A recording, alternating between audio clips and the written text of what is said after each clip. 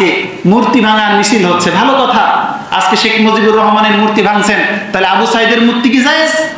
শেখ মুজিবুর রহমানের মূর্তি যেমন হারাম, আবু সাইদের মূর্তি একই রকম হারাম, জিয়াউর রহমানের মূর্তি একই রকম হারাম। পৃথিবীর যে মানুষের মূর্তি তৈরি করুক, আল্লাহ না করুক, দুনিয়ার কোন মানুষ যদি বিশ্বনবীর মূর্তি বানায়, সেই মূর্তিও একই রকম হারাম, কোনো সন্দেহ নাই। ঠিক কিনা বলেন?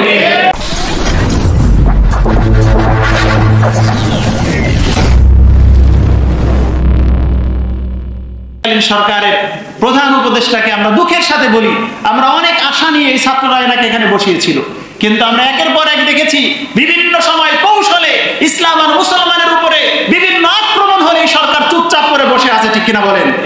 টাকার মধ্যে আপনি মসজিদের ছবি উঠিয়ে দিয়ে মন্দিরের ছবি দিয়ে দিলেন। আজকে আমরা দেখলাম বাংলাদেশে জাতিসংঘের শান্তি মিশনের অফিস। বাংলাদেশ কোনো যুদ্ধ বিধ্বস্ত দেশ নয়। আপনি বাংলাদেশে জাতিসংঘের মতো এরকম কি বলে একটি আজ্ঞাবহ, আমেরিকার আজ্ঞাবহ সংগঠন, নখদন্তবিহীন একটা পুতুল বাঘ, যেমন আজকে কি বলে শিশু পার্কের মধ্যে বাঘের মূর্তি থাকে, এই বাঘ কি কামড় দিতে পারে?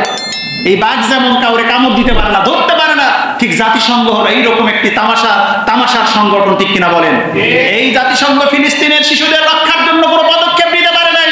যখন বিভিন্ন দেশ থেকে ত্রাণ নিয়ে আসে, ইসরায়েলের সৈন্যদের বাধার কারণে ত্রাণ পৌঁছাতে পারে নাই। আমরা এই জাতিসংঘ মেশিনের এই অফিসের তীব্র নিন্দা করি। ঠিক কিনা বলেন?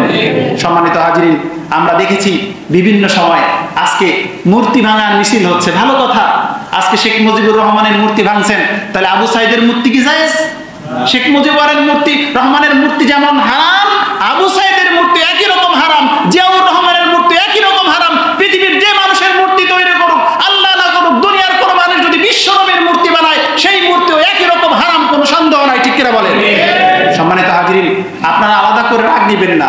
আমরা কাউকে কটাক্ষ করে কথা বলতে চাই না, কিন্তু ঈমানের কারণে, নিজের আমলের কারণে, নিজের আল্লাহ পাকের কাছে বুবা শয়তান যেন না হয়ে যায়, এই জন্য কিছু প্রতিবাদমূলক কথা আমাদেরকে বলতে হয়। যখন যার যেই বিরুদ্ধে কথা যায়, সে মনে করে যে হুজুর মনে হয় আজকে এই দলের চামচামি করছে। নাউযুবিল্লাহি মিন যালিক।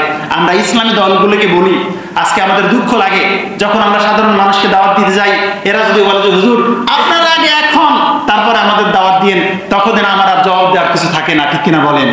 আজকে এই মুহূর্তে এসেও যদি আমরা উলামায়ে কেরামগণ, ইসলামের ধারক বাহকগণ এক প্ল্যাটফর্মে আসতে না পারি, তাহলে মনে হয় বাংলার জমিনে এত সুন্দর পরিবেশ আর কোনোদিন পাওয়া যাবে না। ঠিক কিনা বলেন?